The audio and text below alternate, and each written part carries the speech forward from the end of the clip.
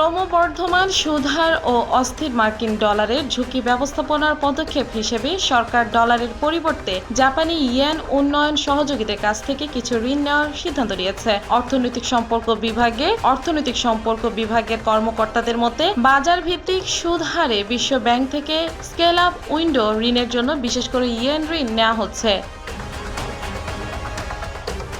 তারা বলেছেন, জাপানি মুদ্রায় বিশ্ব ব্যাংক থেকে $300 মিলিয়ন বাজেট সহায়তা এবং একটি প্রকল্পের জন্য $400 মিলিয়ন সমপরিমাণ অর্থ নেওয়া হচ্ছে। বিতরণের পর ডলার কিনতে জাপানি মুদ্রা ব্যবহার করা হবে বলে কর্মকর্তারা জানিয়েছেন। তারা বলছেন, কিছু সাময়িক ক্ষতি সত্ত্বেও এটি বাস্তবায়ন ঋণের সুদ ও আসল পরিশোধের চাপ কমিয়ে দেবে। ইআরডি, অর্থ বিভাগ ও বাংলাদেশ ব্যাংক যৌথভাবে এই সিদ্ধান্ত নিয়েছে। ইআরডি কর্মকর্তারা বলেন, ডলারের পরিবর্তে ইয়েনের ঋণ নেওয়া হলে সার্বিক সুদের হার অনেক কম হবে। তারা বলেন, এটি সুদ পরিশোধে সরকার যে বর্তমান চাপের সম্মুখীন হচ্ছে তা থেকে কিছুটা স্বস্তি দেবে। এছাড়া যেহেতু জাপানি মুদ্রা ডলারের তুলনায় কম অস্থিতিশীল, তাই ভবিষ্যতে ঋণের মূল পরিমাণ শোধের ঝুঁকি হ্রাস পাবে বলেও মনে করেন তারা। ইআরডি কর্মকর্তারা বলছেন, 21 জুন অনুষ্ঠিতব্য বিশ্বব্যাংকের বোর্ড সভায় $500 মিলিয়ন বাজেট সহায়তা ঋণের একটি প্রস্তাব উপস্থাপন করা হবে। এর মধ্যে $300 মিলিয়ন সমতুল্য পরিমাণ ইয়েনে নেওয়া হবে বলে জানান তারা।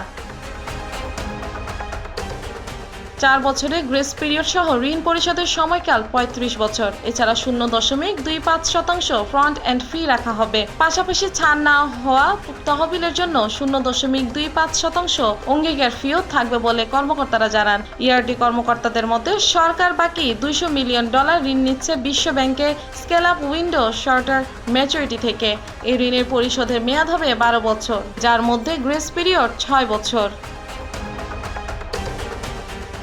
ইআরডি কর্মকর্তারা জানান, ডলারে ঋণ নেওয়া হলে সার্বিক সুদের হার হবে প্রায় 7%। অন্যদিকে জাপানি মুদ্রায় নেওয়া ঋণের জন্য বাংলাদেশকে অনেক কম দিতে হবে। যদিও $300 মিলিয়ন নেওয়া হয়, তাহলে একটি সফরের উপর ভিত্তি করে নেওয়া হবে। এর সঙ্গে ভেরিয়েবল স্প্রেড যোগ করা হবে।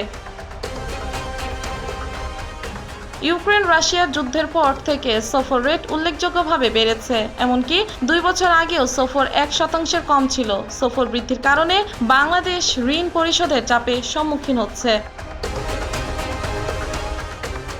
অর্থনৈতিক সম্পর্ক বিভাগের প্রকাশিত উপাত্ত অনুযায়ী সরকার চলতি বছরের এপ্রিল পর্যন্ত প্রথম 10 মাসে প্রায় $1.15 বিলিয়ন ব্যয় করেছে সুদ পরিশোধে, যা বার্ষিক বরাদ্দ 12,376 কোটি টাকাকে ছাড়িয়ে গেছে। পরে সংশোধিত বাজেটে বরাদ্দ বাড়িয়ে 15,800 কোটি টাকা করা হয়। অর্থ মন্ত্রণালয়ের প্রকাশিত বাজেটের নথি অনুযায়ী আসন্ন অর্থ বছরে বৈদেশিক ঋণ পরিশোধের জন্য 20,500 কোটি টাকা বরাদ্দ করা হয়েছে।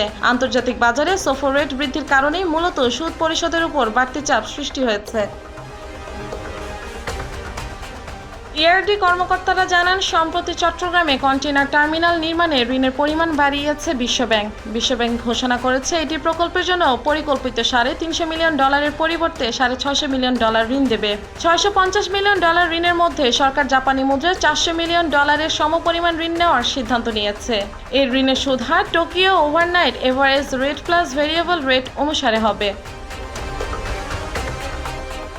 এছাড়া এসডিআর এ $150 মিলিয়ন সমান ঋণ পাওয়া যাবে, যার জন্য কোনো সুদ নেওয়া হবে না। পাশাপাশি এসডিআর এ $100 মিলিয়ন সমতুল্য একটি ঋণও নেওয়া হবে। এটি সুদ হার হবে 0.75%। বিশ্বব্যাংক ছাড়াও সরকার এআইবির অর্থায়ন করা প্রকল্পগুলোর জন্য ডলারের পরিবর্তে অন্যান্য মুদ্রা ঋণ নেওয়ার কথাও বিবেচনা করছে বলে জানিয়েছেন ইআরডি কর্মকর্তারা।